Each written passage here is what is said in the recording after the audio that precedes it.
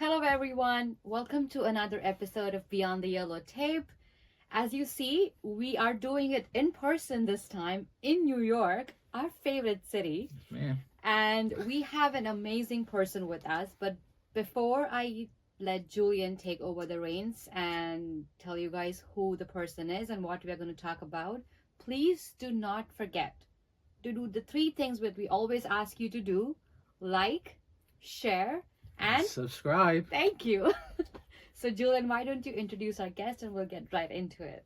All right, so guys, today we have a very, very interesting episode. Forgive us for interrupting him all the time because we just didn't know. Like, this is probably the episode where we were out of our depths the most, so it was great. Very true. Today we have the Doctor of Public Health candidate, the Biohazard Remediation expert, and the Chief Operating Officer for EmergiClean. Today we have Scott Vogel, and guys, just get ready to learn a lot. There's a lot of things you're going to be like, oh, what does that even mean? Watch like 10 more seconds because we're going to interrupt him. Don't worry. And let's get right into it. Thank you. Thank you so much, Scott, for meeting with us in person. Actually, we have not done this in a while. So it's fun to be in New York and sitting with you and learning about your field of work. So let's get into it. The first question we have, considering your background in biohazard and crime scene cleanup, as to how do you define those two fields and what drew you to this field and this line of work? So biohazard remediation is really looking at assessing the risk of any biological agent that goes into the environment and cleaning it up. Crime scene cleanup is a term of how it got into the industry, but then the general term, the broad term, is biohazard remediation, because we're dealing with biological agent that has been entered or been exposed to within the environment, and we're coming in and cleaning it up. Crime scene cleanup is actually just one component of that. So you have suicide cleanup, you have unattended death cleanup, industrial accidents. So you have all of these areas that kind of incur that are associated with biohazard remediation. Throughout the years, you have restoration, forensic restoration, which another association has started, but we've always come back to that biological or biohazard remediation or biohazard recovery. Now, most people that get into the industry, it's been the last 10 years with the movie The Cleaner from Samuel L. Jackson. I was going to ask you that. Yes, I was going to ask that you one. that. I love it. I love it. I ain't gonna lie to you. It's a great. The TV show Spotless. That was very common in the UK. It's about a guy that ended up cleaning up for the mob. Oh. And you also have Sunshine Cleaners. Oh, true. Which was the two women that started in Florida. Ever since it really hit Hollywood, we've seen a big uptick in how people want to jump into it, because they look at the financial gains, and since it is not highly regulated, it's like a wild, wild west field. Okay. So they're thinking, oh, I don't need education, I don't need really a lot of training, I can jump in, take a couple classes, and be making $200,000-300,000 a year.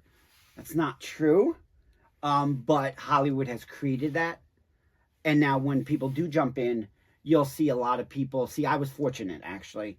I don't have this unique story. My dad started in 1995. So I am a second generation family owned and operated business, hopefully a third with my daughter. Mm-hmm. But what happened was my dad was an EMT, volunteer EMT. He went into a job, and an elderly woman said her husband passed away and leaked blood all over the floor.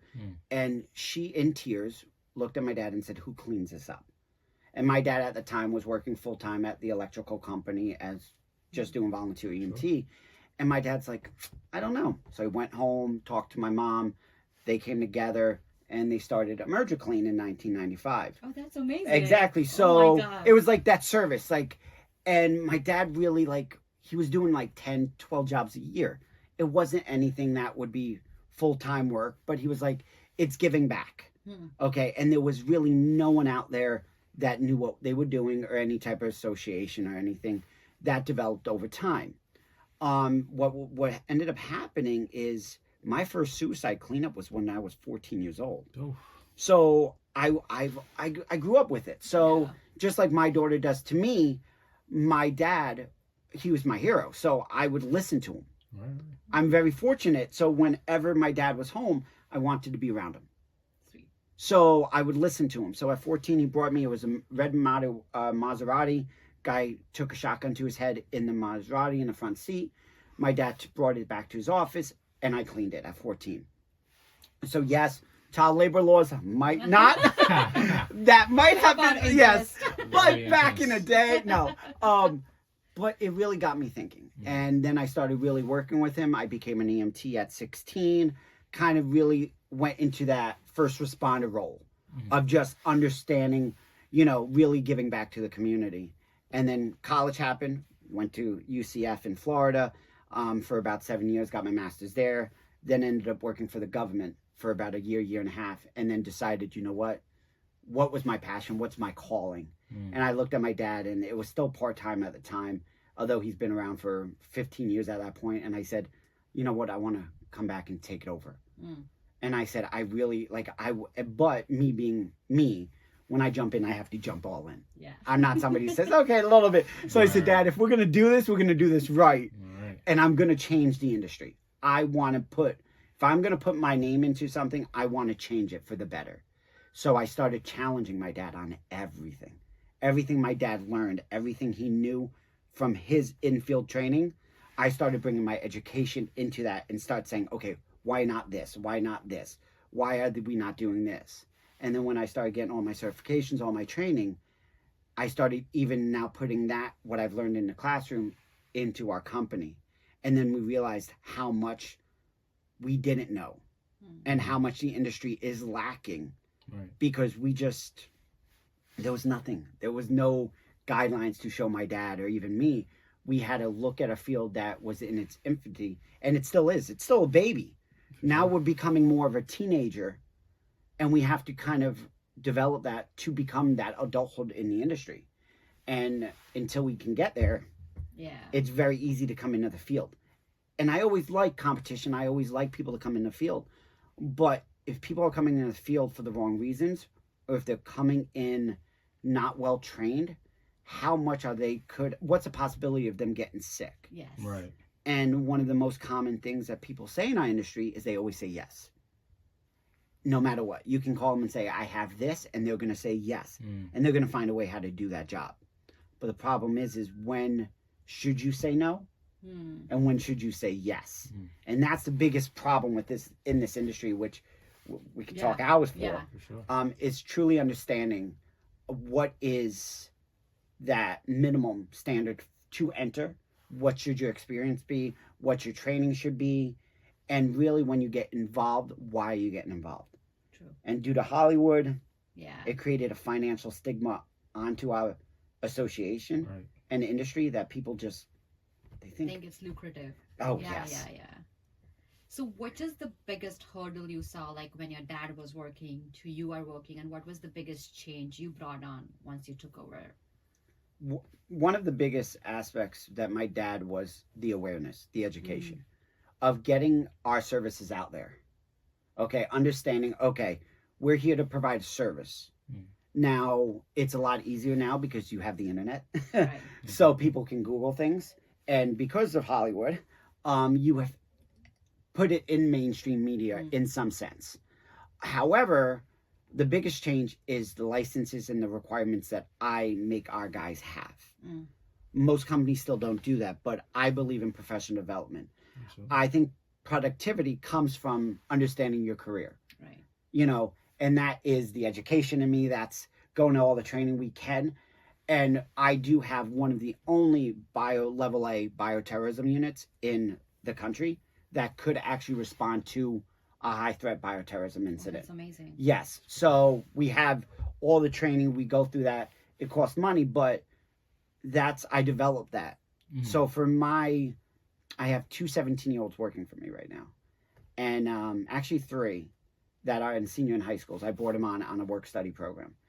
I have a New Jersey-based apprenticeship program that requires an apprenticeship going from 295 hours in the classroom to 4,000 hours in the field to become a certified technician.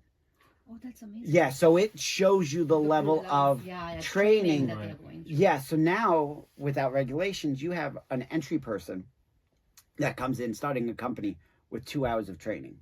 And that's ridiculous. Exactly. But that's where I feel the biggest problematic situation is within our industry, is just where to start, where to go, and how. And many organizations, many professionals are different on this, because online training, they're going to sell their online training for $495. For sure.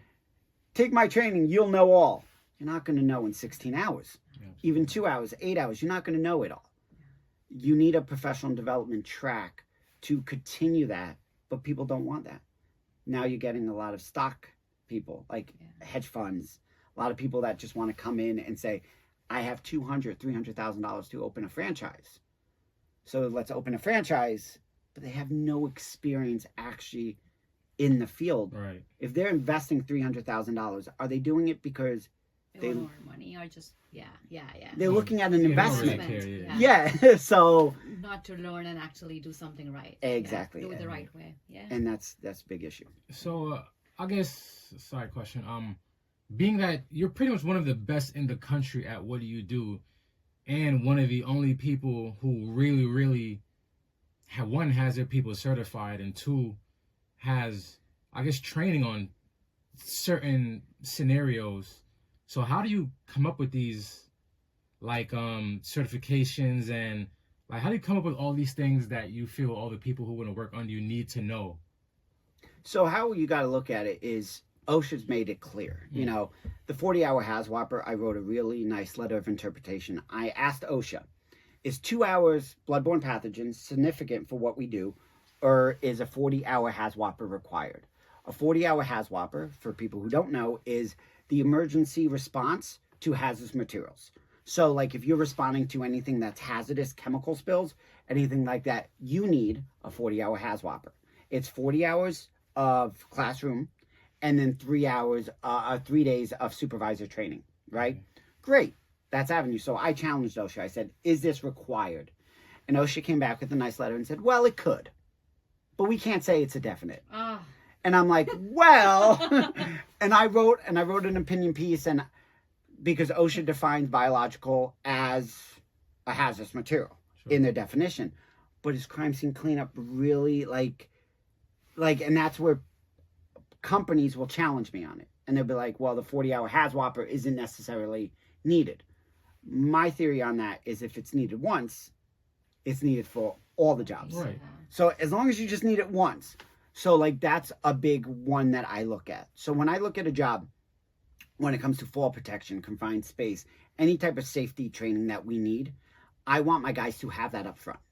Okay, I want them. So when we get a call for these weird jobs, which I have a whole line from train accidents, from generating fans and commercial where someone got sucked up into, all of these that nobody else can know or able to handle because of the complexity. I get that call and I'm like, just like another day.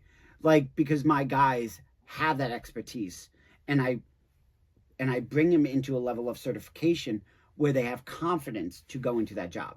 And that's really the difference that I believe some companies throughout the country, I would say I am one of the leading companies. There are a few that I trust that are just as good, that do believe in that educational value, that understanding that their techs represent us or you as a whole, as an organization. The American Biorecovery Association adapted my 40-hour requirement to be a certified tech. So it is a nonprofit. I'm the educational chair. There's 3 designations. There's a technician, a supervisor, and a master. A master is like a consultant, somebody who is. There's 18 masters throughout the whole world. Okay. Me, my dad, and my cousin Bob are actually 3 of them in one company. Now, better for us. Yeah, of course. But the thing about it is there's 18. So that's the ones that have really studied this, got the certifications. So when I look at companies and I talk to people, I try to tell them the importance of the productivity as well as the safety of their people and the training that should be required. But unfortunately, with training comes what? Dollar signs. Yeah. If people are training in the classroom, they're not out making them money. So not only do you have to pay for their class and you pay for them work, learning, they're also not out in the field making you money. Right. And a lot of companies don't like that. If it's not regulated and it's not required, why am I going to do it? Yeah. Because it's not good conscience here. Mm-hmm. It's, hey, look, it's $1,000, $2,000, $3,000. Yeah, I can. You know what? We'll just pretend they know what they're doing. Yeah. Mm-hmm. And until somebody gets hurt, you won't see change. Very true. So do you only take care of crime scene cleanups, or you also take care of like chemical spills or any other environmental hazards that happens? We can. You can. Okay. Yes, we can. I don't like to, Okay. but we can. There was a big fire in New Jersey that dealt with chlorine, and the hazmat team, the government hazmat team, did not want to go in alone. And I actually was called by the government and said, we need help. And since we do level A, so the whole suits for biological, we're able to jump right into that chemical aspect. What does level A mean? Okay, level A. Different levels. So, have you ever seen the movie Outbreak? Yes. Okay. I think so. The spacesuits. Yeah. Oh, the monkey? Yes. Gotcha. So the spacesuits. Okay. So level A is when we look at, so there's level A, B, C, and D. Okay. A means fully encapsulated, no exposure with a tank like a firefighter, SCBA. No skin exposure whatsoever. It's completely... Like a scuba tank? Yes. Okay. That's respiratory. But when we wear our suits, you can't, it's self-contained. Like nothing can get out. That's what they wear Yeah, for crime scenes. there's nothing. You're never going to need that for crime scenes. Oh, true? Never. Well, crime scene is more like when they like cover up all the way, but the tank on the back is what you're talking Yes. about, right? Where it's like So- no air is even coming in. So that's the difference between level A, B, and C. Oh, sorry. I'll get So to no, that. You get to level A is a full encapsulated suit. So no exposure, nothing. It's resistant to everything. Okay. Level B is a suit with minimum exposure, but your tank is outside. Okay. So your tank is normally outside, but you're still on the tank, or you what we call an inline, which means I'm getting air from a hose that could be attached. Okay. Okay. Or I'm in my tank again. But it's not fully, like the tank's not inside a big gown, a good suit. Sure. It's outside. Okay. Level C is where this is where crime scene cleanup is. Crime scene cleanup is normally level C. That's where it's minimum respiratory. So I don't need makeup air. I use what we call an APR. Just full face, like a full face, half face. Yeah. That's what we use with a tie back, with your coveralls. Yes, your coveralls. That's standard. Okay. Okay. With basic, like splash resistant for chemical, splash resistant for bloodborne pathogens. So that's your standard level C. Once you get into level B and A, like a level A suit is like $3,000-$4,000 sometimes. Yeah. Yeah. And a tank. Yeah. Even a tank, like a full setup is a couple $1,000s. And you have to pressurize them. You have, so to actually have a full level A team, it costs, and you don't need them because most level A is handled by government. Oh, true. So they don't, so that's the thing. So for me to host a whole level A team, you're probably looking at my training is anywhere to $50,000-$60,000 a year just in training on my level A team.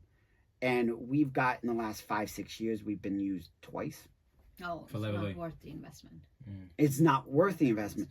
However, if it happens, it's You're worth the prepared. investment. Yeah. It's, and you're prepared. yeah, and we're prepared.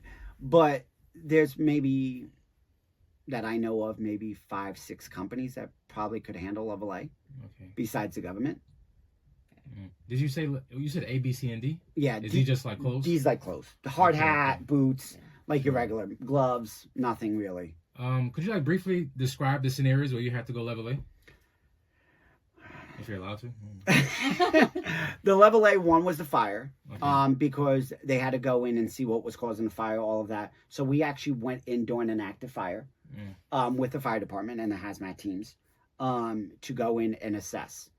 And the state police, because the ATF was there, they didn't know what was going on. Of course. So when we walked in, that was a whole different ballgame. Like, okay. What ended up happening in that case, we went in level A the first day and a half. We were helping them.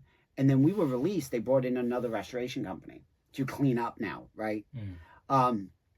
Well, that company ended up having a mistake and causing a severe injury to an employee because they weren't properly trained. So all of a sudden, sorry about that. Okay. Oh, look, it's my mom. But what ended up happening was then we got called right back and said, Scott, do you mind running safety on that job for the next month and a half? So I ended up buying an RV to stay on site so we could run 4 to 5 guys around the clock to be able to respond in level A suits to go and make sure, because the levels were so high because of the chlorine and everything. So if a bell rang, it means things were going wrong. Right. And we would have to jump in our level A suits and go into the job to make sure everyone was out. And then we would work our way out to exit. And we're like, and the company that was there that got hurt was a chemical company. And we're like, you guys aren't trained for this? They're like, no, because it's never needed. And they're like 2x, 3 times the size of me, if not more. So it was like, that's the thing. And then the other one was an operation that there was a suspected incident of possibly bioterrorism that entered the U.S. That we were asked to coordinate with a government agency to go in and take samples here in New Jersey. That it was law enforcement sensitive, so nothing major. Like we can't really go into grave detail. Sure. But other than that, it was very we had our suits on, we entered, did readings, took some samples, closed everything back up. That incident was, we were supposed to have like 12 things we needed to test, and if one came back, they were going to just dispose of all 12, and within 3, they ended up disposing of everything. So we never were told what happened. So I'm guessing either they look at the cost of us testing and said, you know what, it's not worth it, just get rid of the 12, or something came back and they said, we're just gonna get rid of it. So like that's the only times, that's the 2 times. I mean, one of the biggest that people thought is level A for fentanyl. Oh, true. Makes sense. Yeah. But unless I'm going into a compounding room, and in all honesty, I'm not going level A. I'm going level B, because I'm like, there's no reason to go in full level A for fentanyl, and even level B. Most of us go in level C. Oh, true. Yeah. Because I'm still having a mask. I'm still covered. I'm just not bringing air in, because that's the difference. In level B to C is C. I'm filtering my own air, like the full face. Sure. I'm filtering my own air. B, I'm bringing in my own air, like an air is coming in from somewhere. So in fentanyl, as long as you have protection and a filter, you're fine. You're not going to breathe anything in. Right. Sorry, no. Should I? Okay. So basically, you are the person who came into this field and saw that people are doing crime scene cleanup or all this biohazard work, but they're not trained. So you decided to take up the reign and start training people. So where do you find people to work for you? Like, how do you communicate the importance of your work, and how do you connect with such similar people who understands the importance of certification for working in this field? Because it seems to be a lot of time, pretty dangerous, weird working hours, still need certification and education. So how do you connect? So I don't know if that... I say I want to grab them young. Okay.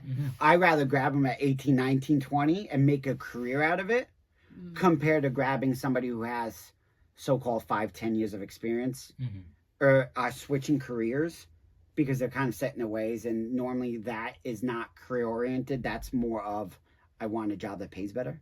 Okay. So when you're like 10, 15 and you're trying to switch careers, you're not happy, you're jumping into something. Not saying everybody, but most people look at the financial rewards or maybe something else of why they're changing careers. Right. Getting them at 18, 19, you can show them why we're doing it. We did a job, and like I said, I have 3 17-year-olds, and I won't bring them on to do a full cleanup unless I know the hazard is minimized. I have signatures from all their parents saying that they know what we do, but we still look at their education as the most important. So I have to bring them on certain things and educate them on why we're doing it. And we had a job where it was a person was passed away for a month. And we walked in, he passed away in this kitchen. And they came in after most of it was cleaned up. And I just wanted to explain how we did it, what we were doing. And they saw the family member sitting on the corner and not watching us, but like in the dining room. And they understood what we were really doing there. Like, yes, we have an obligation to clean up and make sure everything's safe, but there's still an emotional area of a family member that has just lost a loved one. So after that job, I remember the woman coming up and hugging both of my 17-year-olds and said, you guys are picking a career that not everyone could, do. And that's awesome. And at a younger age, they have already explained to me that has impacted their life. We see a lot of people jump into this industry because of the gruesome. Oh, I can handle that. Sounds that looks awesome. Easier said than done. Yes, exactly. Too, Exactly. Like, welcome to World of Forensics, people. Exactly. Like, hello. It's not fun. No, it's not. I mean, it's late hours, long hours. Like I was saying, 36 hours I worked the other day. My dad missed my daughter's baptism because he went out on a job instead of me going out on a job, so I could be there. So it was like certain things like that, like you'll miss holidays. Like during Christmas time, suicide rates are, I'm sure, higher. Especially in April as well. So I'm coming into a higher because of tax season. We've always seen tax season increases suicide rates. A lot of people think, hey, look, I'm going to get money back from the government. I'm going to fix my debt. I'm going to fix my problems. And then they owe the government $10,000 or they don't get enough money back. So they commit suicide. It's a very common thing in us for April. But the holidays, right before the holidays, we see. After the holidays, from like January until March, we're okay. Like it's not that bad. But December and April are big months. But that means in December, my birthday, every birthday, I'm normally out on a job. Right. Yeah. Like that's unfortunately we ran. I had one guy work like 100-something hours between Christmas and New Year's Eve, like that whole week. And I was trying to give him as much time as I could, but he's like, Scott, we were just that busy that he would, and not everything was in the field, but he would come back and do reports and everything. I was out doing jobs like we were trying to, and it was like we just couldn't keep up with the work because we were getting 4, 5, 6 jobs a day just coming in, and we couldn't keep up with them because of suicides. They can leave, depending on how you commit suicide, it can leave a mess. Right. Yes. From a small caliber to a high-powered rifle, that's a whole different ballgame to a one room to an open floor plan. What kind of suicide? How did exactly? How many days it has been? Oh my God! All of that varies. And when we get called in, it's not like we're like, oh, by the way, they have HIV, they have hepatitis, they have this. No, we have no idea, and we can't ask. Right. So that's why most of us, although it's not recommended, is looking in the bathroom for medication. That's very common that most companies will do, because we are familiar with medications that are being associated to patients that are HIV positive or certain things like that. Gotcha. So we'll do that. Suicide is common for financial. If you do find out, do you have cancer? Do you have long-term illnesses? So they go and kill themselves. So there's a lot of association to that. Drinking problems, drug paraphernalia. Did you OD on fentanyl? So when we go in, we really don't know. And that's where my biggest thing is about training, is we walk in and have no idea. Like we have no idea. And it's in forensics, think about it. You're going in, you're solving a murder. Basically. So you have to go in there and put something back together. We need to go and basically tear everything apart and piece by piece to make sure everything's clean. And you're there to find evidence. We're there to kind of cover it up, but make sure that there is no evidence. So, and we did one where I actually had a forensic scientist as a family member.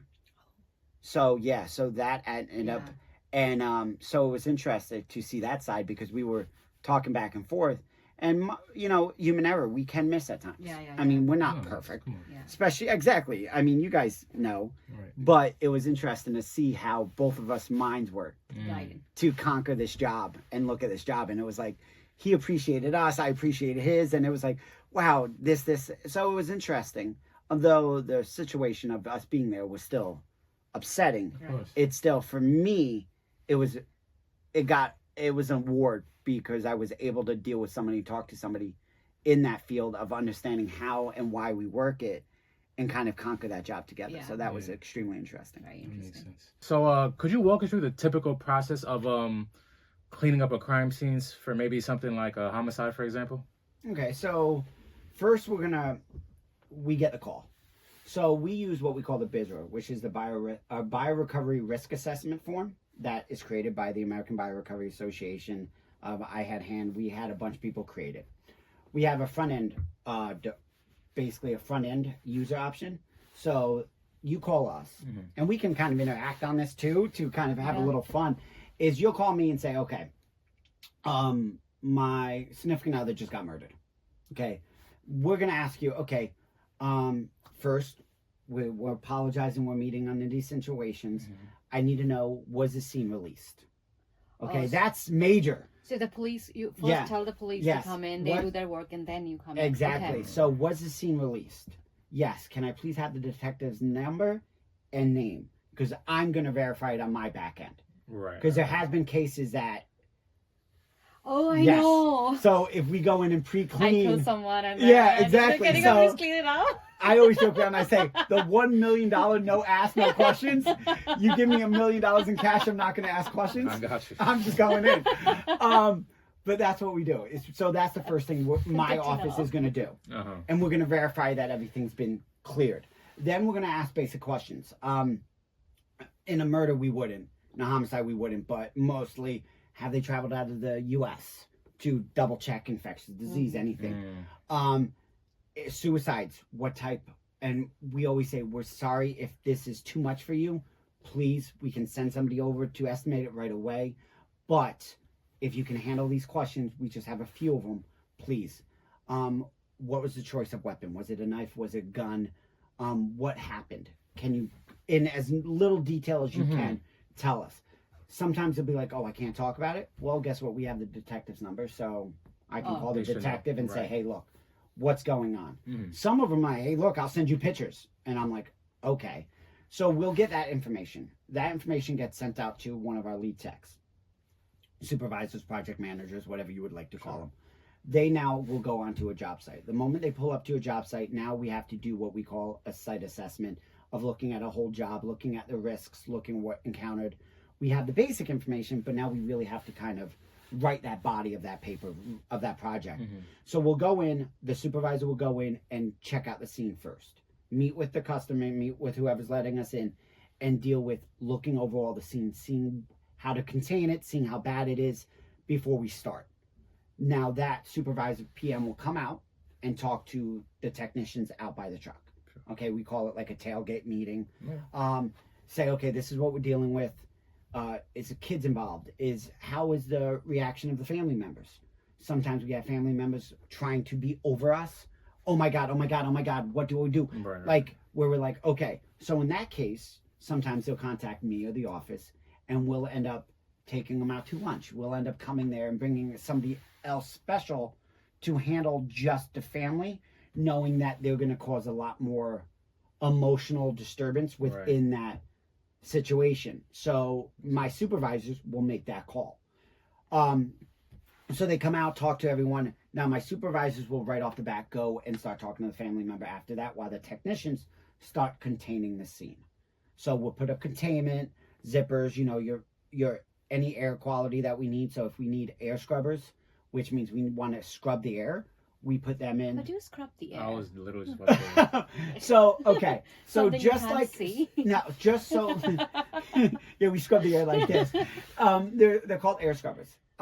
You see them in the hospitals as well. Since COVID, you'll see like their square devices. No. Okay. Basically what it Do is, you? it's a fan, just like so our HVAC system. Yes. They take the air and it goes through a filter, and then they, Sure. Same thing. Okay. So it's a round box. It could be multiple different. What they will do is you pull the air through a filter and then you exhaust it. So it's that simple. Okay. So that's how you scrub and clean the air. Okay. So basically, we do it in asbestos, lead, everything. Okay. We take and that's why we create negative air, which means you're creating, yes. Got it. I hope we all. 100%. Yes. Thank Okay. you. So that's what we're cleaning. Okay. So in that case, we'll set up even a hydroxyl generator, which creates hydroxyls. So what will end up, if there's an odor, we will use hydroxyls, a hydroxyl generator, and we will put that in to kind of clean the air as well. Mm-hmm. So there's different steps we do, but our main goal is to make sure we contain the scene. Sure. Okay, making sure that we have what we call a hot zone and a green zone. Hot, green, well, red, hot, or clean and cold. That just says that everything that's in the green and the cold is clean, can be accessed by anybody. No, anything in the hot means only people that are suited up, contained, ready to go in, and who are trained should be in that area. That's how we do it. You knew that's in any biocontainment lab, anything, you'll have steps. You'll have green, you have an anti-room, and then you'll have the hot zone. Right.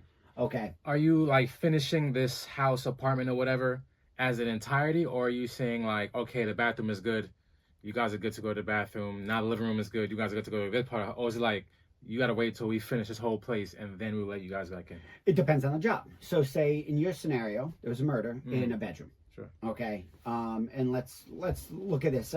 Like I said, two people died, significant others, however you want to say it. Two family members in the bedroom. I feel like we're playing a Mystery of Clue right now with the candlestick. No, no. Say a shotgun, 2 deaths. So what I'm going to do is we're going to go in there and close off that bedroom. The rest of the house is good. Yeah. Go right ahead because the only scene I'm worried about in there. Now we're going to stage in the living room and I'm going to tell the family, look, but then is there a kitchen that we can sit there? Is there areas? How receptive is the family to us? Like all that plays into really how you design a scene. But my main goal is nobody goes into that room until we're done cleaning it. That affected room, nobody's going in there. What we'll do is anything that is, so you have porous and non-porous materials. Okay, porous materials are going to be anything that soaks up. Anything non-porous should be able to be cleaned. So like what we'll do is clean it. So we, in a job, so say we set up the containment, the supervisor's talking to family, calls the insurance, deals with all the paperwork, then comes back in. Now we work our way into a job. Okay, so even if the walls, as long as the walls aren't dripping or the ceiling's not dripping, we'll work our way in from the floor first. So we will work our way in cleaning the floor, getting all the materials off of the floor, anything that can be salvaged, clean it, remove it. Anything that can't, basically dispose of it. And then we work our way in. After we're done with all the floor, then we work our way up and out. Okay. How do you clean? Good, I hope. No, like which chemicals do you use? It depends. I mean, some will use degreasers, enzymes, anything that will end up, and it depends on the job again. One of our best products, I like peroxide. I do not use bleach. I was about to say the bleach and ethanol. Yeah, zero lab. I know. Well, think about bleach. So you buy on a commercial from Home Depot. You dilute it. What percentage of bleach are you using? I don't know, 70 to 30, 70 bleach, 30 water. Yeah, but you're not getting full concentration bleach. Right. Yeah. So you're probably using 0.0001% of bleach. So realistically, and then if you look at the bleach on the side, what does it say on the container? Needs to be done on pre-cleaned surfaces. So bleach will not penetrate organic soil loads. So it's more used for a disinfectant than cleaning. Than a cleaning. Okay. So really, the only reason people like bleach is because of the smell. They like it. I hate bleach because of the smell. But people associate the smell of bleach with clean. Oh, makes sense. With clean. Very true. But, and that's the thing, when you talk about any type of disinfectant, any type of sanitizing, it's always 2 steps. Now, the ones that says 1 step, yeah, that means you can still use the same chemical for the cleaning as well as the disinfection, but it's still two processes. Okay. So when we walk in, the peroxide base we like, quats we like. The peroxide we like because it bubbles. It's a great testing agent. So if you don't know, you spend, and like the store-bought peroxide you buy is 3%. Okay. Okay. I have 3, 7, 15, and 20. Okay. So Depending we on have, the job, exactly, depending on the job. The 20 is more designed for, we can actually take blood stains off of a wood floor and bubble them up, and you won't see the staining. Like, it will look like brand new floors. Most of the time, we're, though, removing wood floors. We're not even testing that. But it's a great testing area. Normally, we use a product called Shockwave, which I love. It's from Fiberlock. It's a great cleaner. It actually penetrates the organic soil load. So the soil load that's on the surface is able to penetrate it over 70-80%. So it's able to really penetrate that. So when we're cleaning it, we know we're getting everything taken care of. Makes sense. So now when we're doing that, so we work our way in, like I said, on floor. We're using, say, a Shockwave, a degreaser, any type, depending on the job. If we're dealing with like an infectious disease, certain chemicals can only be used for that disease. Sure. So like TB, you need a chemical that is rated to kill TB. So you can't just use anything. Right. You actually have to use a TB side that will end up being rated to kill TB. But are you using something like an overall general thing? Because how would you know if like that's around? You know what I mean? So that's so this is why our steps are a lot. We go in cleaning to remove the organic soil load first. So that can be any type of decent cleaner. Could be soap. Because really, all we're doing is removing the top layer of organic soil load. Right. Okay. So we really don't care. Just clean it. Okay. Just general cleaning it. Now we use ionized hydrogen peroxide to disinfect. Now I don't use the word disinfect because technically, without testing, you can't you can't say you disinfected. So we say we apply a disinfectant. Okay. The chemical we use was designed by the DoD. It's a very expensive product. It's designed to kill ricin. It's What's DoD? The Department of Defense. Okay. So I know the U.S. Army tests it for ricin. So it's a good product. So we use it with ionized hydrogen peroxide. It's called the TOMI system. Stir mist.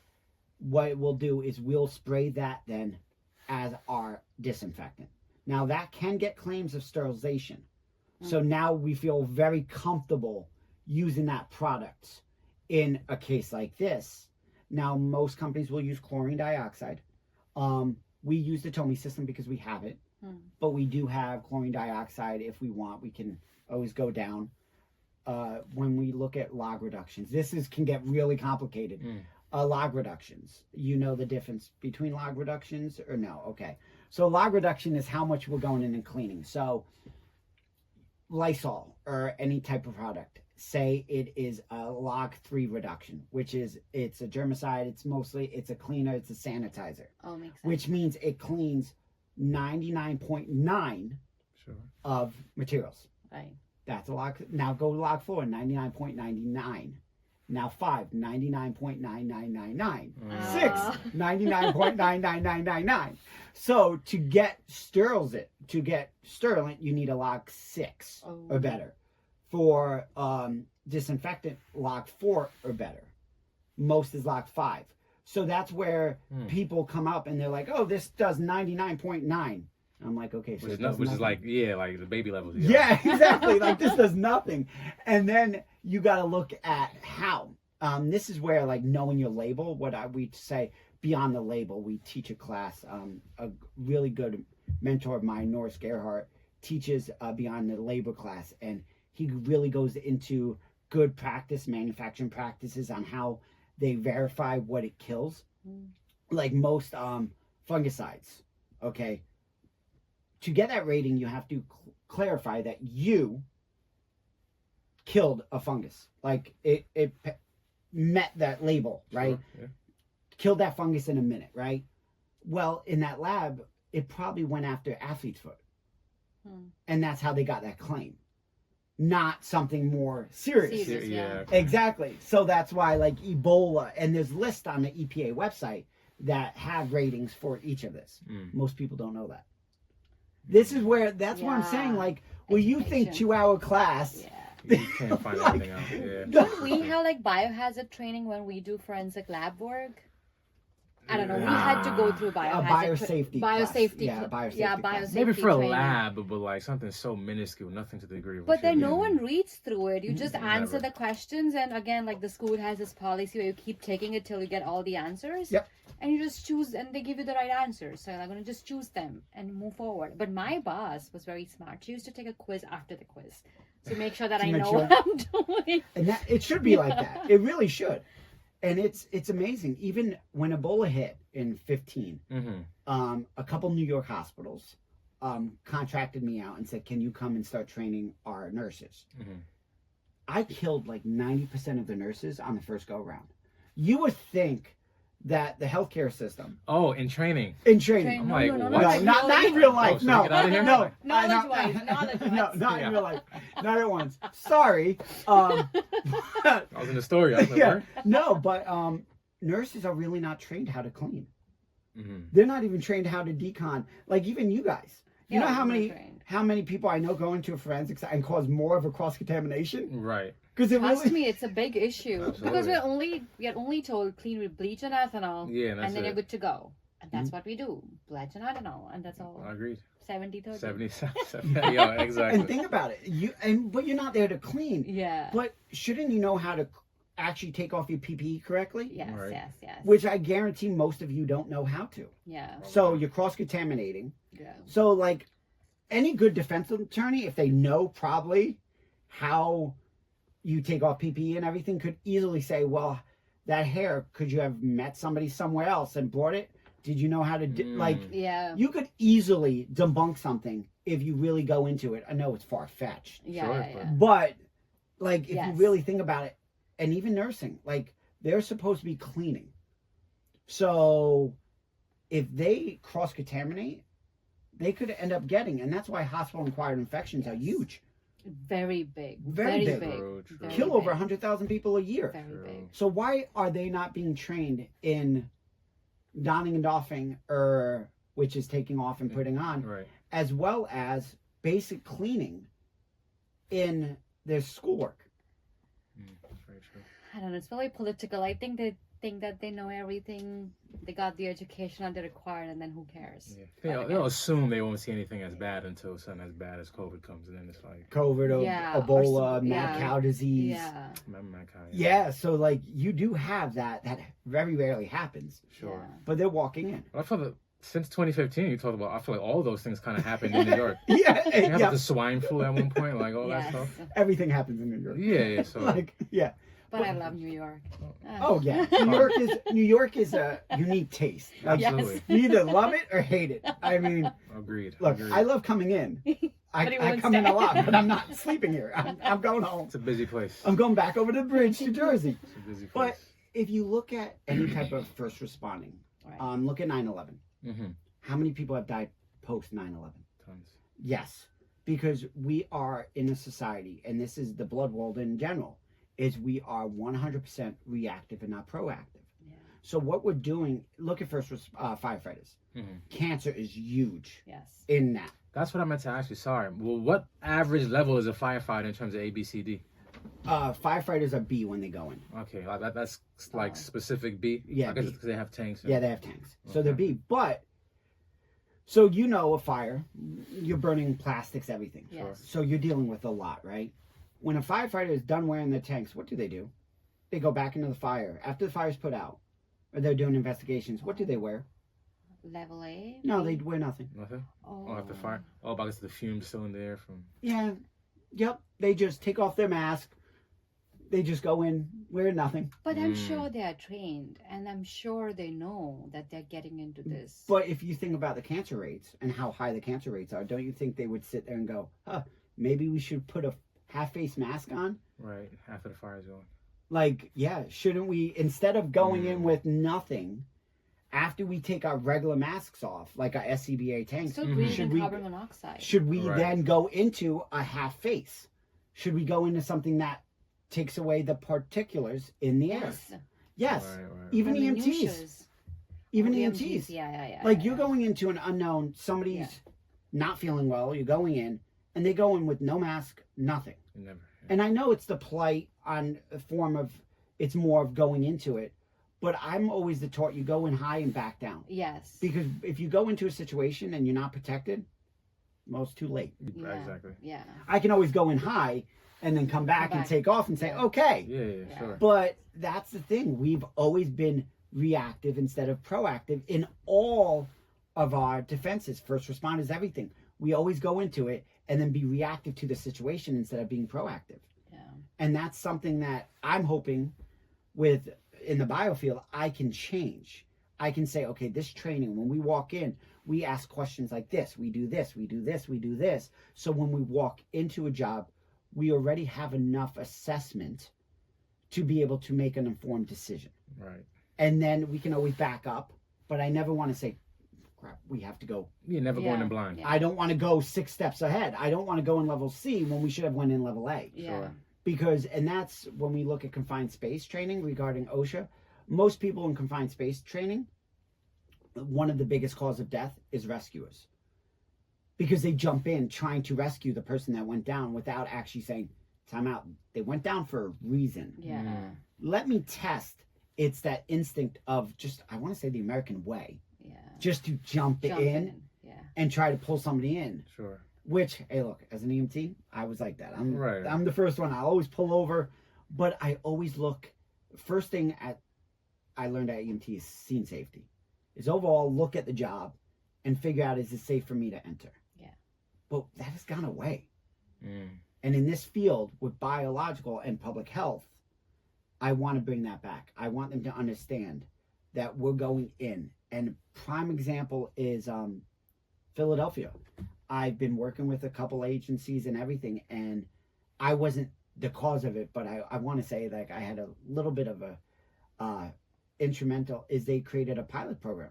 They just started a pilot program in Philadelphia that is hiring a company to go clean up outside crime scenes. Oh, that's Instead of just hosing it down. Because the fire they did department hose it down. Yeah. So now water. a company will come and clean it up. Well, it's a great contract. Well, you would think they would put it out to bid and they would find a good qualified company. Which makes sense. Awesome. No, they gave just it to a hired company that doesn't know what they're doing And and had have the least no price? training. No, probably they didn't even bid it out. Oh. They just gave it to somebody. And I'm trying to, Oh. for the last month, I've been asking questions. And I'm like, why didn't you bid it out? Why? Well, we have this. I called the company that has it. I'm like, do you guys do this? They're like, no, we have no idea. And I'm like, How did I get this job? I'm just scratching my head. All right. Because there's no regulations. Yeah. And there's nothing in saying that these people have to be trained. So now you're giving a society a first sense of security. So if something happens, I live in Philly, sadly. If something happens in my family or if someone I know and if they need help with crime scene cleanup, of course I'm going to call the police first because something happened. They can't release the scene. How do I come in contact with you? Like, do they give me the number of the agencies? So And if it's these people, hypothetically, who are not trained, is that my last resort? So basically what's going to happen is, so we went over before on how to proceed with a scene, right? Mm. We went in, cleaned our way out. Now we're tearing everything down. In case like what you're saying is let's look all the way from how you get it. Job comes on. You're emotionally distressed. Cop's going to say, I wouldn't go in there. Call a company. Well, what company? Google it. Oh. That's what they're going to say. Or they're going to get, the pens. Look, and this has my company's name on it. They're the pens that we give to police and give to Detectives. Hey, Detectives. that's smart. Yeah, yes. fair. However, I don't really do that as much because of financial, people will hire marketing reps and bigger companies will do that. So they're there 6-7 times and they'll give them the pens. Are they vetted? No. Do they know what they're doing? I don't know. So you're giving information or you're looking at Google and Google, what's Google? It's going to be who has put the most money into. And you're putting the ads up. Right, Yes. right. That's it. So they're going to do that. So we laugh because my company, people use my company's name as an AdWord. Oh, that's smart. But that's sad. Yes. So if you type in EmergiClean, there's companies that will come up before mine because they pay to use my name. Not the sponsored ones. Yes, the sponsored ones. Yeah. So when you type in my company's name, it will come up So sponsored. And I'm like, not bad. You not knowing the sponsored, you're going to click it. Right. So I just think it's... because at that point, I'm not Exactly. thinking. Exactly. Mhm.